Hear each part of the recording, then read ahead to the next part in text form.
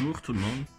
Je fais cette petite capsule que l'on peut classer dans apéro conversation aujourd'hui, même s'il est assez tôt et que j'ai pas d'apéro, mais je peux peut-être en chercher tout à l'heure. J'aimerais qu'on parle de charité, mes chers amis. Qu'est-ce que la charité? La charité, ce sont mes mots à moi. J'ai pas de définition, disons administrative ou philosophique à en donner, mais je vais juste partager ce que je crois de la définition de la charité. La charité, c'est l'acte, c'est le geste de donner gratuitement, de donner gracieusement, d'avoir envie de donner pour aider quelqu'un ou pour accompagner quelqu'un qui a besoin de quelque chose, peu importe ce que c'est. C'est ça la charité. Je globalise comme ça parce que c'est important de comprendre que quand on dit charité, ce n'est pas forcément l'aumône, ce n'est pas forcément des dons à gauche et à droite sur le surplus qu'on a. Ce n'est pas de la charité. C'est-à-dire que par exemple, les entreprises qui vont donner ou financer des fondations et après qui se font enlever ces sommes de leurs impôts, ce n'est pas de la charité. Donner de la nourriture ou de l'argent ou peu importe des vivres à des gens qui sont dans le besoin, qui sont donc des mendiants à des carrefours et tout ça, c'est faire l'aumône, c'est aussi de la charité. Mais je veux distinguer, ça fait partie de la charité, oui, voilà. Mais je veux distinguer le fait que l'on donne de l'argent à quelqu'un, de la charité en général, parce que même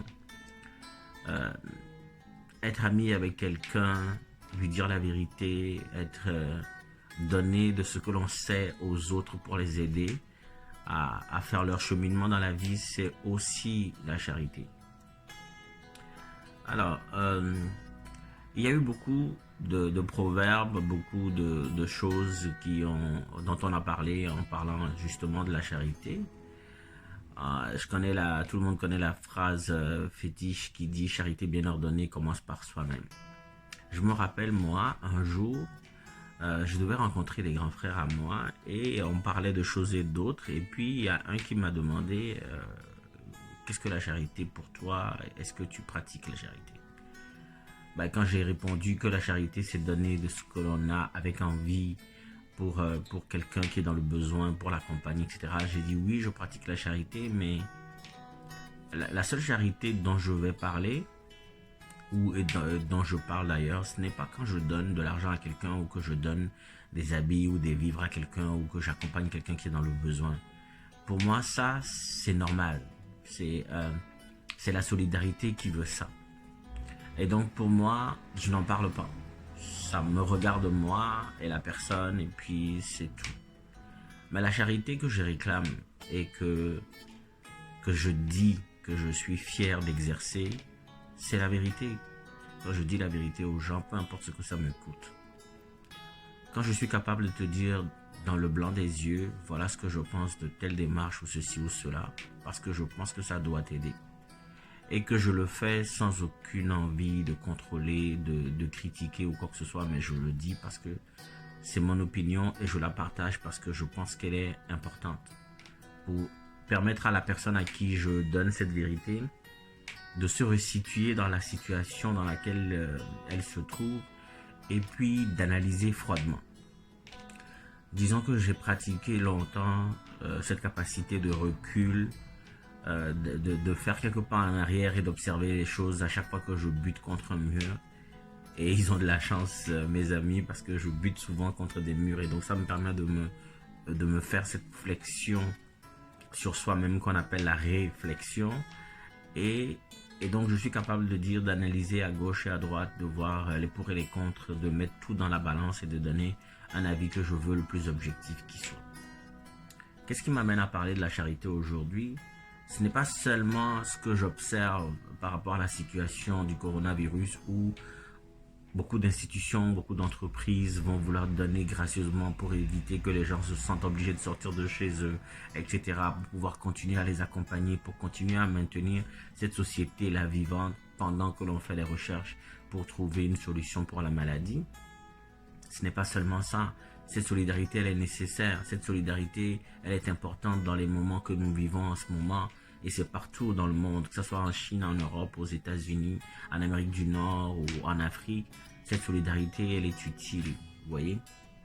Je ne veux pas non plus tomber dans le délire qu'il y a en ce moment au Togo où on réclame la charité à quelqu'un parce que les gens pensent que cette charité leur est due ou qu'elle est obligatoire. Je veux juste attirer votre attention sur le fait que quand la charité est obligatoire, elle n'est plus utile. Quand la charité est forcée, quand elle est exigée, quand elle est arrachée, ce n'est plus de la charité.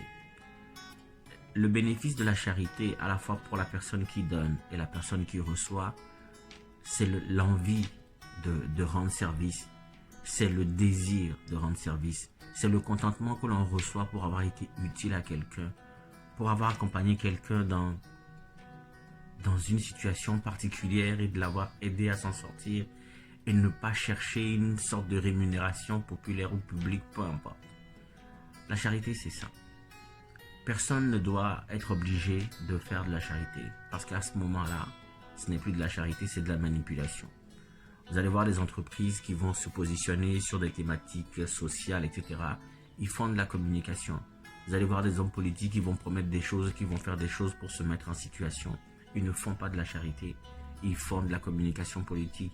Ils veulent montrer qu'ils sont au courant des choses, de la situation des gens, qu'ils sont soucieux de ce que vivent les gens et tout ça, et qu'on devrait leur faire confiance pour leur confier les rênes de la circonscription, du pays, de la ville, etc. Ce n'est pas de la charité. La charité doit être un geste spontané.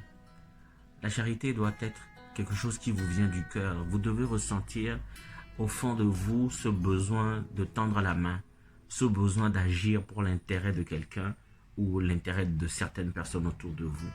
Ce n'est pas en se mettant en scène, ce n'est pas en se propulsant en avant en disant moi j'ai fait ci, moi je fais ça, etc. et qu'on attend les applaudissements, on attend la reconnaissance populaire qu'on fait de la charité. Dans l'évangile, on disait que ce que ta main droite donne, que ta main gauche ne soit pas au courant. Alors que les deux mains sont sur le même corps et qu'il est difficile effectivement que les deux mains qui vont peut-être des fois aller chercher la chose à donner ensemble ne soient pas au courant. Mais c'est symbolique.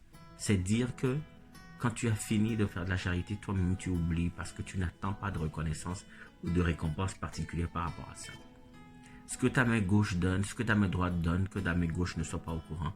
Donc quand on vient sur les réseaux sociaux et qu'on dit et qu'on se met à dire que ah oui, moi j'ai fait ça, j'ai donné ci, j'ai donné ça, etc. Mes chers amis, vous ne faites pas de charité. Vous êtes juste en train de vous mettre en scène. Vous êtes juste en train de chercher une forme de popularité. Vous êtes juste en train de faire de la communication. Ce n'est pas de la charité.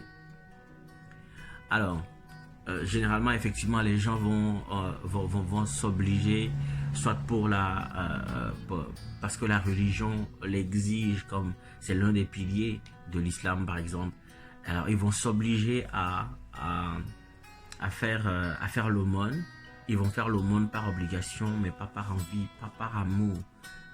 Ce qui rend la charité intéressante, ce qui la rend importante, ce qui fait que elle fait plaisir et qu'on a tous besoin de cette charité en ces moments difficiles où nous sommes un peu face à une fin de société.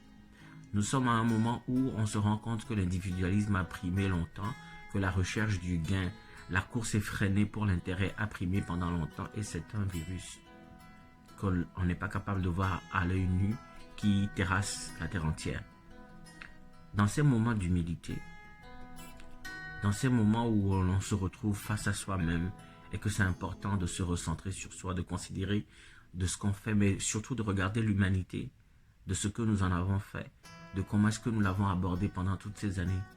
Et au moment où on est en train de réfléchir à quelle est la société dans laquelle nous voudrions désormais vivre après le coronavirus, il est difficile de voir que les gens ne comprennent pas le principe de la charité et que ça crée des interprétations à gauche et à droite. À partir du moment où la charité est obligatoire, elle est nulle et non avenue. À partir du moment où vous exigez la charité des gens qui n'ont pas décidé eux-mêmes d'en faire, ce n'est plus de la charité. Et donc, laissez les gens. On ne dit pas charité bien ordonnée commence par soi-même, par hasard.